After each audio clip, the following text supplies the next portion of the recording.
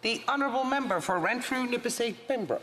Madam Speaker, Canada is complicit in torture. As the strong, proud and ready member of Parliament for Renfrew-Nipissing-Pembroke representing Garrison Petawawa, I refuse to be complicit, as do the soldiers who reported it. I rise to defend the honour and reputations of the women and the men who serve as members of the Canadian Armed Forces, particularly when the Prime Minister and his party refuse to support soldiers in uniform. The reputation of Canada has been maligned by this government. On June 4th, I again asked the Prime Minister why his party has taken the position to condone torture. I specifically asked why soldiers were instructed to ignore evidence of war crimes other than to protect the Prime Minister's decision to ignore the evidence. By ignoring very disturbing evidence of war crimes, then responding with a cover-up, the Prime Minister and the Liberals become a party to the crime. Responding on behalf of the Prime Minister, the Parliamentary Secretary to the Defence Minister does a disservice to all women and men in uniform and all Canadians with her cover-up comments. This is about rape, torture, and execution. Let's recap the story for Canadians so far. According to a Canadian Armed Forces briefing note, Canadian soldiers reported the presence of videos being circulated among troops they were tasked to provide training to, showing evidence of war crimes being committed by the trainees. The graphic images included raping a girl to death, torturing and executing a line of bound prisoners by beating them to death with what appeared to be iron rods or rebar, executing prisoners lined up by shooting, and executing a man by hanging him from the barrel of a battle tank. At least 7 Canadian non-commissioned soldiers saw the footage, and to their credit, they immediately reported the situation to their superiors. The government claimed ignorance. The fact that the Prime Minister expects Canadians to believe he or the Minister of Defence were not informed about the torture videos is a slap and a grope to the Canadian democracy. That claim has about as much truth to it as the Prime Minister not knowing the Kielburgers of We Charity corruption scandal fame were paying hundreds of thousands of dollars to the Prime Minister's family members. Canadians subsequently learned the commander of the Canadian Joint Operations Command, responsible for overseeing all military missions, briefed the Chief of Defence Staff over 2 years ago. The tone for accountability is set at the top. There's zero leadership from the Prime Minister and less from the Minister of Defence. Now it would appear the commander of the Canadian Joint Operations Command, responsible for overseeing all military missions, briefed the former Chief of Defence Staff as recently as June 2nd at the Highlands Golf and Country Club in Ottawa, an exclusive golf venue for the Canadian military. The same leadership vacuum that allows for the toxic masculinity of a broken Prime Minister gives the signal that sexual harassment, torture, rape, and execution will be ignored or worse, tolerated. Canada has become, under this government's watch, an international laggard when it comes to denouncing torture and cruel treatment. Secretary to the Minister of National Defence. Thank you, Madam Speaker. Our military has consistently contributed to international operations to deter terrorism, to defend human rights, and to act as a force for good in the world. That reputation will only be maintained by our willingness to continually question our own practices and fully support those who raise concerns.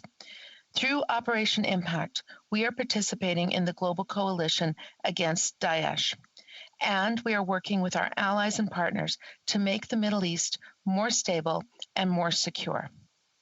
The work of the Canadian Armed Forces is being done in support of our government's Middle Eastern strategy.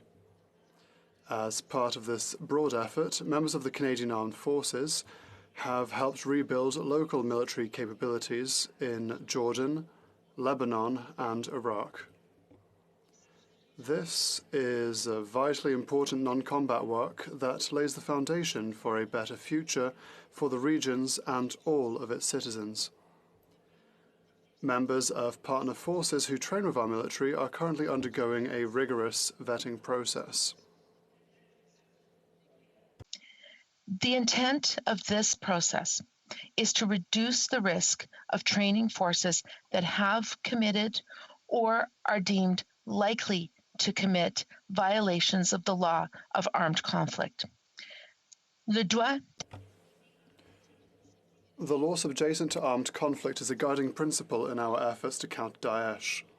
And, as the Minister said, we were troubled when we learned of concerns expressed by members of the forces that members of the Iraqi security forces may have shared videos showing actions that violate the laws of armed conflict. CAF members deployed on Operation Impact received significant training on the law of armed conflict, including how to prevent suspected incidents or abuses. Like all CAF members, they are also required to report up the chain of command any violations of the law of armed conflict that do occur. This matter that the honourable member opposite mentions is now under investigation by the Canadian Forces National Investigation Service. These reports of abuse date back to the fall of 2018, and the Canadian Armed Forces is no longer working with the Iraqi security forces that were involved. The Canadian Armed Forces initially ceased participating in this type of training in March 2020 due to the COVID-19 pandemic. The training was subsequently deemed as being no longer required by Combined Joint Task Force Operation Inherent Resolve because the Iraqi security forces met the original aims of these training efforts. As such, tactical training in this capacity did not resume. Finally, on behalf of our government, I would like to thank the soldiers who first raised these issues and have continued to raise these concerns. They have our gratitude and our full support. Thank you very much, Madam Speaker. The honourable member for Renfrew-Nipissing-Pembroke. Madam Speaker, how can Canada credibly promote human rights? The communists are laughing at Canada right now while innocent Canadians rot in a foreign prison, forgotten by their government. The Prime Minister and his party like to lecture others. All Canada and Canadians ever hear from this government, be it on Indigenous children, boil water advisories, torture, sexual harassment in the military, the environment, corruption in government, is denial, followed by a long round of meaningless virtue signaling.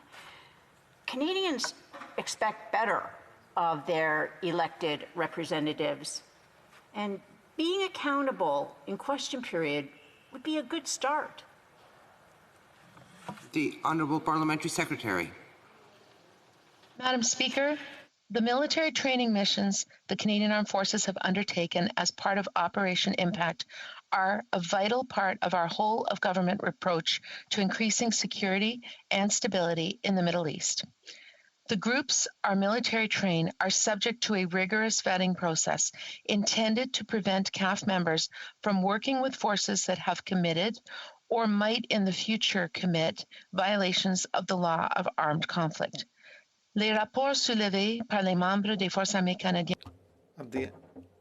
in 2018 and we are processing this situation with the seriousness that it requires. This matter is currently being investigated by the National Investigative Services of the Canadian Forces. Thank you. Member for Edmonton Strathcona. Thank you, Madam Speaker. From mid-April through the end of May, Alberta saw the highest rate of infection in North America from COVID-19. 14 separate outbreaks at oil sand work camps made the rural municipality of Wood Buffalo, home to a mere 70,000 people, the epicenter of COVID infections in Canada. Jason Kenney blamed the high infection rate